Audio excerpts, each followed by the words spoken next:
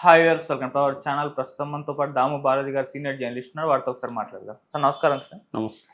Sir, Bollywood actor Saif Ali Khan రీసెంట్గా మన దేవరా సినిమాలో కూడా విలన్ గా చేశారు. అతని పైన ఒక దుండగుడు కత్తితో దాడి చేశాడు, 6 సార్లు కత్తితో పొడిచాడని చెప్పేసి మార్నింగ్ నుంచి కూడా వార్తలు రావడం చూస్తున్నాం సార్. అసలు ఏం జరిగింది, మరి ఎవరా దుండగుడు, ఎందుకు ఇప్పుడు ఆరోగ్య పరిస్థితి కూడా ఏ విధంగా ఉంది సార్ సైఫ్ అలీ ఖాన్? ఏం చెప్తున్నారు డాక్టర్స్?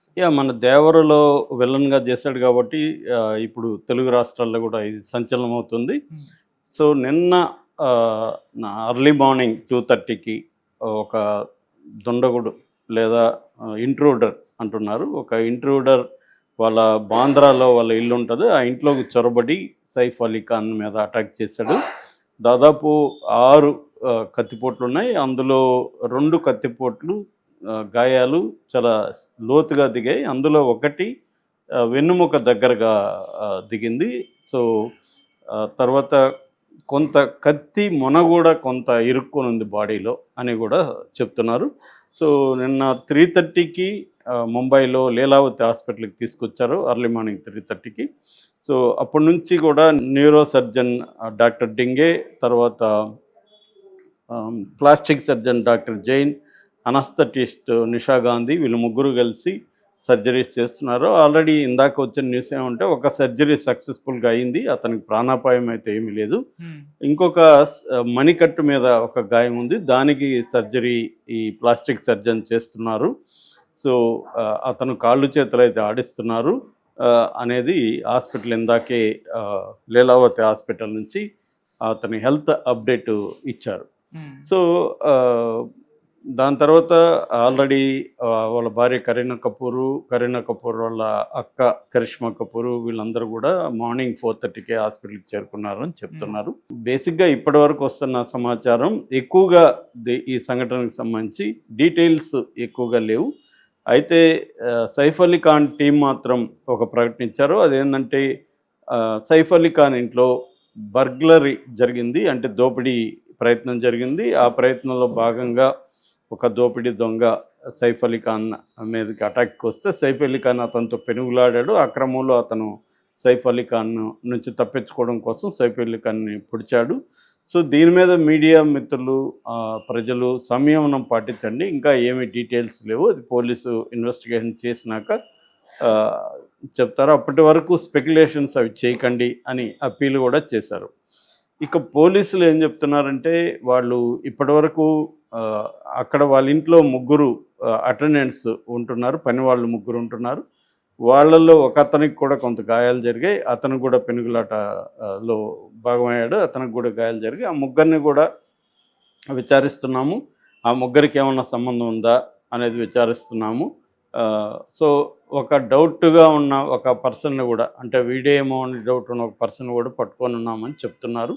అఫిషియల్గా వాళ్ళు ఏ స్టేట్మెంట్ ఇవ్వలేదు, మీడియాతో ఆఫ్ ద రికార్డుగా వాళ్ళు చెప్పిన విషయాలు తప్ప అఫిషియల్గా మాత్రం ఇప్పటివరకు మేమేం చెప్పలేం, ఇన్వెస్టిగేషన్ ఈజ్ గోయింగ్ ఆన్ అని చెప్తున్నారు. ఆల్రెడీ ఒక క్లూస్ టీం వెళ్ళింది, అక్కడంతా కూడా క్రైమ్ సీన్ని పరిశీలించి వాళ్ళు హ్యాండ్ ఓవర్ చేసుకుని అక్కడేమన్నా ఆనవాళ్ళు దొరుకుతాయని అవన్నీ కూడా చూస్తున్నారు. ఫోరెన్సిక్ టీం కూడా అక్కడ పనిచేస్తుంది.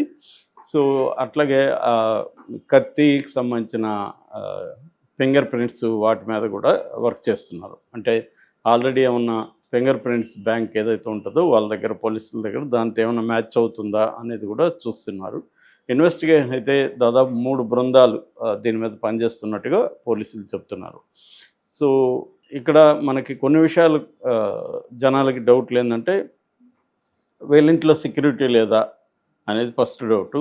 సో సెక్యూరిటీ మామూలుగా సెక్యూరిటీ గార్డు ఉన్నారు తప్ప వేరే సెక్యూరిటీ ఏం లేదు, ఎందుకంటే సైఫ్ అలీ ఖాన్కి ఈ మధ్యకాలంలో ఎటువంటి థ్రెట్స్ లేవు కాబట్టి సెక్యూరిటీ ఏమీ లేవు అనేది ఒక వెర్షను. రెండో వెర్షను పొడిచింది ఎవరు, దొంగేనా లేకపోతే అతన్ని చంపాలని ఎవరన్నా, దొంగ అయితే అంత స్థాయిలో పొడుస్తాడా అనేది ఒక డౌట్.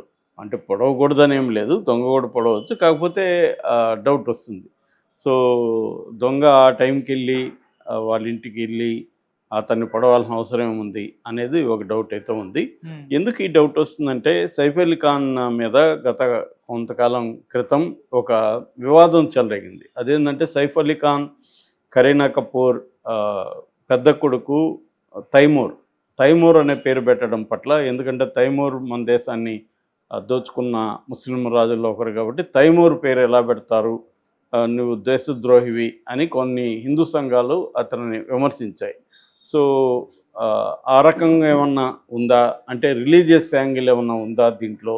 ఎందుకంటే మనం ముంబైలో చాలా స్ట్రాంగ్గా ఈ హిందూ సంఘాలు పనిచేస్తుంటాయి. ముందు నుంచి కూడా శివసేన వీళ్ళందరూ కూడా చాలాసార్లు శివసేన బాల్తెకర వీళ్ళు కూడా ఈ ఖాన్ సోదరులకు కావచ్చు, ముస్లిం యాక్టర్స్ కావచ్చు, వీళ్ళకందరికీ కూడా వార్నింగ్లు ఇచ్చిన సందర్భాలు చాలా సార్లు ఉన్నాయి. సో ఎందుకంటే అక్కడ నేపథ్యం కూడా ఉంది. అనేక సార్లు అక్కడ ముస్లిం టెర్రరిస్ట్ అటాక్స్లో బాంబేలో అనేక సార్లు ప్రజలు చనిపోయారు, అనేక సార్లు జరిగాయి. సో అల్లర్లు జరిగాయి, ముంబై అల్లర్లు మనం చూసాము గతంలో కూడా. సో అట్లాగే ఈవెన్ మాఫియా కూడా రిలీజియస్ బేస్డ్గా ముంబైలో విడిపోయి ఉంటుంది. ముస్లిం డాన్స్, హిందూ డాన్స్గా విడిపోయి ఉంటుంది. మనకి చోటా రాజన్ కావచ్చు, తర్వాత దావుద్ ఇబ్రహీం గ్యాంగ్ వేరు, చోటా షకీల్ గ్యాంగ్ వేరు, ఇలాగ ముస్లిం హిందూ అనే విడిపోయి ఉంటుంది. అక్కడ హిందూ డాన్లంతా కూడా మళ్ళీ దేశభక్త డాన్లు, ముస్లిం డాన్లు ఏమో కొంతమంది దేశద్రోహ డాన్లు, అలాగా డాన్లలో కూడా ఉంటుంది అన్నమాట. సో ఈ ఒక నేపథ్యం ఉంది. ఆల్రెడీ సినిమా ఇండస్ట్రీకి మాఫియాకి సంబంధం ఉంది గతంలో. అట్లాగే సినిమా ఇండస్ట్రీలో ముస్లిం యాక్టర్స్ బలంగా ఉంటారు, వాళ్ళకి వ్యతిరేకంగా హిందూ సంఘాలు చాలాసార్లు మాట్లాడిన సందర్భం ఉంది. సో ఇవన్నీ ఉన్నాయి. యాక్చువల్గా మనకి సైఫ్ అలీ ఖాన్ బ్యాక్గ్రౌండ్ చూస్తే, సైఫ్ అలీ ఖాన్ వాళ్ళ అమ్మ షర్మిలా ఠాకూర్, యాక్చువల్ బెంగాలీ ఆమె. వాళ్ళ నాన్న మన్సూర్ అలీ ఖాన్ పటౌడి మనకు తెలుసు, ఒకప్పుడు క్రికెట్ టీం కెప్టెన్ మనకి. వాళ్ళిద్దరూ లవ్ మ్యారేజ్ చేసుకున్నారు. వాళ్ళ అబ్బాయే ఇతను సైఫ్ అలీ ఖాన్. అయితే సైఫ్ అలీ ఖాన్ ముందుగా అమృతా సింగ్ అని ఆమె పెళ్లి చేసుకున్నాడు. వాళ్ళకి 2 పిల్లలు, సారా అలీ ఖాన్ ఆమె కూడా యాక్ట్ చేస్తుంది, ఇబ్రహీం అనే ఇంకొక అబ్బాయి. ఈమె తర్వాత వాళ్ళిద్దరూ విడిపోయినారు. విడిపోయిన తర్వాత కరీనా కపూర్ని పెళ్లి చేసుకున్నాడు. కరీనా కపూర్కి కూడా 2 పిల్లలు, తైమూరు, జహన్, 2 పిల్లలు అనమాట. సో ఈ కాంటెక్స్ట్లో ఏంటంటే తైమూరు పెట్టడం పట్ల, కరీనా కపూర్ హిందూనే, కపూర్ ఫ్యామిలీ మనకు తెలిసి ఎంత పాపులరు. అట్లాగే ఇతనికి కూడా వీళ్ళ మదర్ షర్మిలా ఠాకూర్ హిందూనే. ఇది ఒక యాక్చువల్గా ఇంటర్ రిలీజియస్ మ్యారేజెస్ ఇవి. కానీ తైమూర్ పేరు ఎందుకు పెట్టారనే దగ్గర గొడవ వచ్చింది. కాబట్టి ఆ యాంగిల్లో కూడా పోలీసులు విచారణ జరుపుతున్నారు. ఇది మళ్ళీ ఆ టర్న్ తీసుకోకుండా అందుకనే జాగ్రత్తగా ఉంటున్నారు. అంటే ఒక ఇన్వెస్టిగేషన్ ఒక కొలిక్కి వచ్చాక పోలీసులు అనౌన్స్ చేసే అవకాశం ఉంది. ఏదేమైనా ఇది ఒక షాకింగ్ వార్త అని చెప్పొచ్చు. అనదర్ హై ప్రొఫైల్ యాక్టర్ మీద ఇలాంటి సడన్ దాడి జరగడం అనేది ఒక్కసారిగా ముంబై ఉలిక్కిపడినట్టుగా చెప్పచ్చు. ఎందుకంటే ఒకప్పుడు ముంబై ఇండస్ట్రీ భయంలో బతికేది. సినిమా ఇండస్ట్రీ ఏ గ్యాంగ్స్టరు దాడి చేస్తాడో తెలీదు. వాళ్ళు ఏంటంటే కోట్లు అడగడం, వాళ్ళ తరపున ప్రొడ్యూస్ చేయొచ్చు, లేదా ప్రొడ్యూసర్లకు వాళ్ళు ఫైనాన్స్ చేస్తుంటారు. ఆ సినిమాలో డేట్స్ కంపల్సరీగా ఇవ్వాలని ఏ హీరోని అడిగినా ఇవ్వాల్సిందే, ఇవ్వకుండా రిజెక్ట్ చేసే పరిస్థితి లేదు. అలాంటి ఒక భయం, మాఫియా భయం నీడలో చాలా ఏళ్ల పాటు ముంబై బాలీవుడ్ ఇండస్ట్రీ బతికింది.